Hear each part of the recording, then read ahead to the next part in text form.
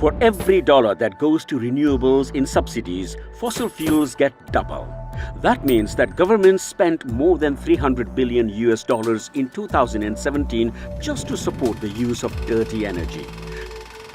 And nuclear energy is still heavily subsidized 50 years after the development of nuclear power. So why do governments continue to bail out this dying industry instead of investing in renewable energy?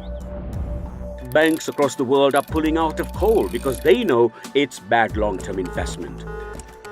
Not to mention that coal pollutants are responsible for 87,000 premature deaths per year in China, 10,000 in India, 20,000 in Southeast Asia, and 23,000 in Europe. Share this video if you think governments should support solar and wind energy over coal and nuclear.